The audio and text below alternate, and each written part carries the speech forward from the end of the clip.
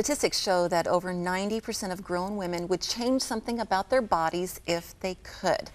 Okay, girls, why is it that even in midlife, as some of us are, Bridget, you're not there yet, but even in midlife, we struggle with self-esteem issues? Why? Okay, first of all, I just want to say that 90% thing, the other 10% are lying. Yeah, they in are. my entire life, I've never met a woman who is absolutely, completely happy with themselves, ever. I agree. From whether it's just, even physically. Well, even the women who do the plastic surgery thing, they're always looking for the next surgery, the next thing to fix or nip or tuck or whatever.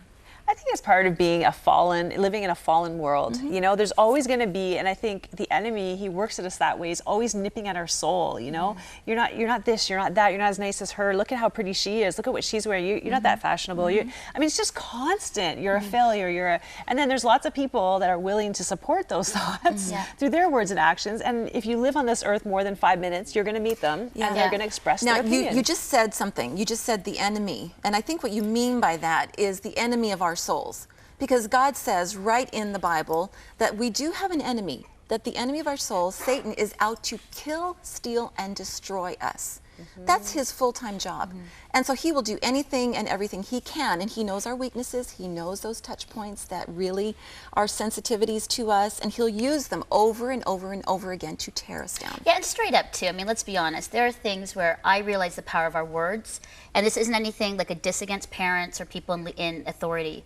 But we have not been careful with our words towards young children and our children and others. Because I think for me, and this is not necessarily my own parents at all, but there are things where I've heard words of comparison. I've heard words, you know, even from students who say something that actually have come into my heart and mind and stayed there and made an imprint that I have to every single day work to not believe.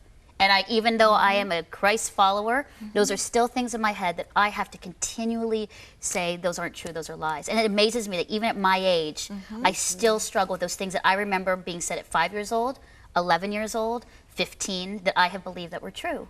And it frustrates me because I'm like, come on, Melinda, you know better. But I still struggle with those insecurities and not measuring up and not being pretty enough and too fat thighs and not straight teeth and all these things I can look at. And you know, as I was prepping for this, it was really hard. I wasn't feeling sorry for myself, but I think I was angry at myself that I've lived in those lies and have believed them, and that I have in some areas not been totally free in who God created me to be. And then I realized why I was kind of crying is because so many other women are in my same situation.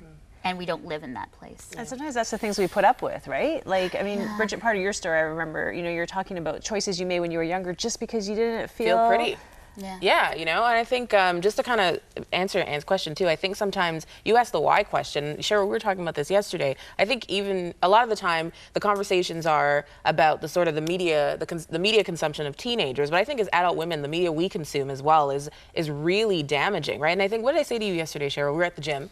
That's good. I know. You go, girl. And I said to Cheryl, like, you know, there's so much attention on celebrities, and these people are barely even living real lives, right? Like, which I loved. Yeah, I was like Bridget, they really are not living real lives, but they've been sort of put up on this pedestal as like the epitome, the goals to reach when they don't look the way they look when we look at them. You know what I mean? So it's just one of those things. And I think also too, just for me, my struggle has always been, you know, as a Black woman, in the Black community, darkness is not valued, it's not appreciated, and I've always sort of been like the darkest girl, and even now, right, like especially when I meet people, or let's say for instance I'm meeting a guy, to this day, whenever I see a guy and I'm thinking, oh, he's physically attractive, he loves Jesus, he's this, the first thing that always comes into my head is, I'm probably too dark for him, you know? And like, do you know what I mean? Can you imagine? Like, this is what I think. Beautiful. Oh, I know, right? But it's like, but this is something like Mel was saying that was said to me when I was a kid, right? That I heard someone say about me that they didn't know I was listening when I was a kid.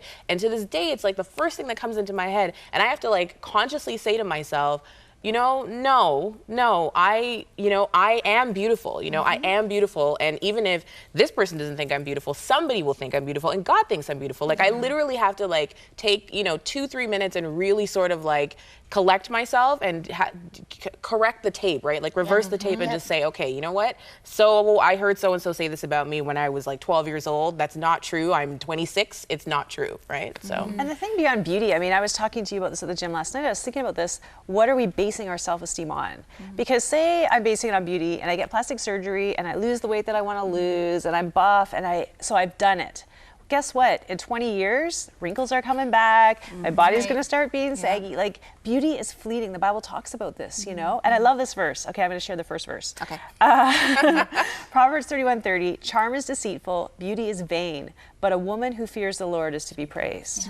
So I think the first step is within our community and within ourselves, we have to start redefining beauty. Because have you ever met somebody who doesn't meet the definition on the outside, but their spirit is so beautiful that as you talk to them, you see them as beautiful. But it's knowing him. I mean, you don't want to be cliche about this, because for a lot of women watching, they're like, whatever, beautiful women saying God's going to change it like that. It is a process. It's completely submitting will and the lies all the time. And I'm not, because I want to read that it's not a fix it. It's not a quick fix it. No. This is not, in reality, it is, we know God, we have to seek him out, we have to be in those quiet places, we have to surrender, but it's always, and I love in Romans 12:2, it's always about the renewing of your mind, because I think for women, we're emotional and we feel it in the heart, but actually in the Bible it says we will be transformed by the renewing of our mind, and it's the mind that needs to be submitted to God. Not necessarily the heart can, but it's the mind that controls. And I think it's that daily submission saying, this is what I believe, God, is that true? No? All right, I won't believe it. And going through that process. But it does take work and a choice to choose to live in the light in life than rather in the lies. So we still have issues. We do still have issues.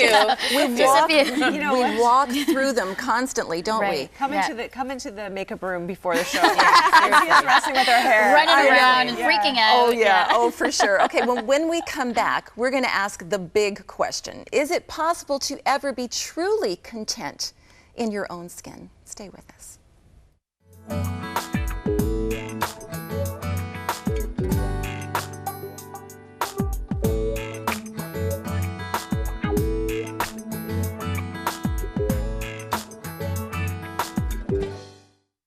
Have you ever dreamed of visiting the Holy Land? This is your chance. The Full Circle hosts, along with Ron Maines, want to host you in this once-in-a-lifetime tour that will bring your Bible to life. Experience the beauty of Israel and visit the stunning ancient city of Petra. Go on a 4x4 Jeep tour of the desert or be baptized in the Jordan River, March 22nd to April 5th. Visit FullCircleTV.com to sign up now. Seating is limited.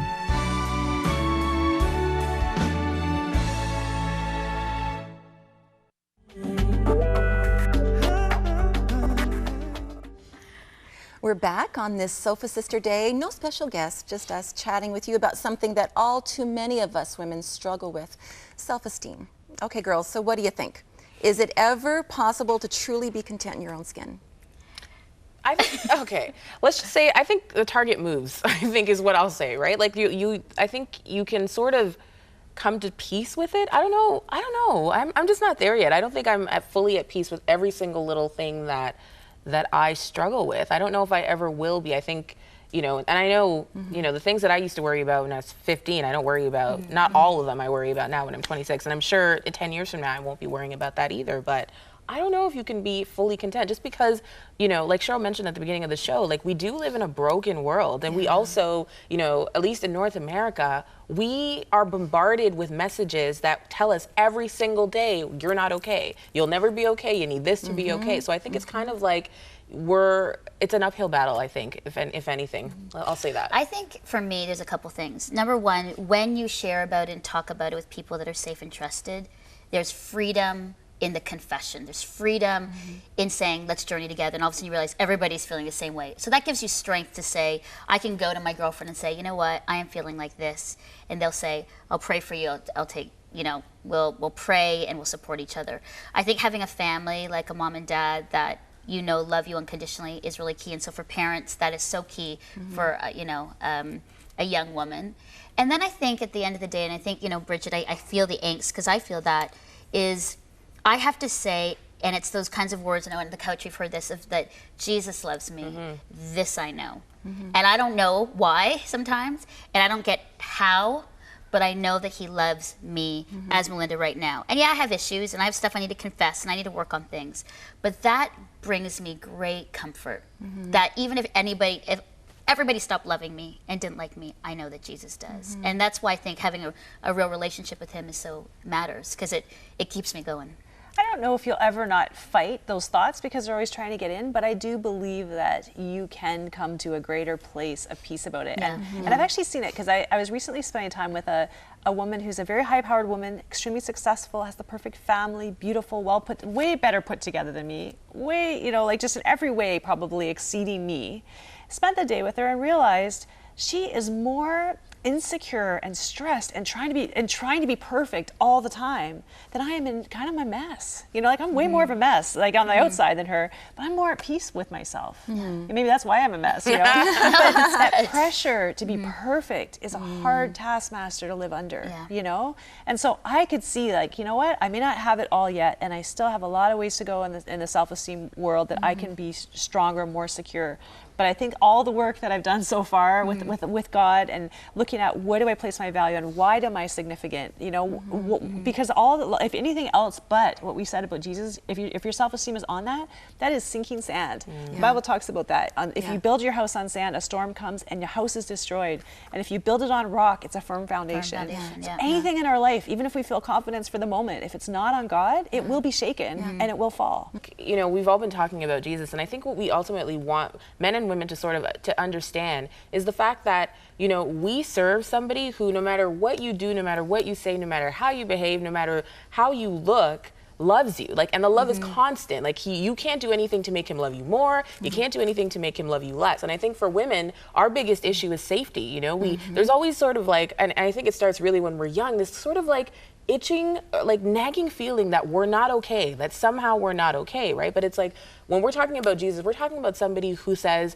no, you are okay, period, full stop, just the way you are. You know, you don't have to clean yourself up. You don't have to be, you know, perfect. You are okay, and you are okay because you have my image on you, and I came to die for you. So I think that's sort of what we want people to understand. You know, we're not just talking about sort of this hairy, fairy Jesus. No, we're talking about a real being who says, you know, you are okay, and but that's it. I love what Max Lucado says. I love you just the way you are, God says to you, but I love you too much to leave you that way. You know? And you know what? This is the uniqueness of a relationship with Jesus. It's not a religion, and it's not some like self-help movement. Because in self-help movements, New Age, I'll call it out, is that it's motivated by you.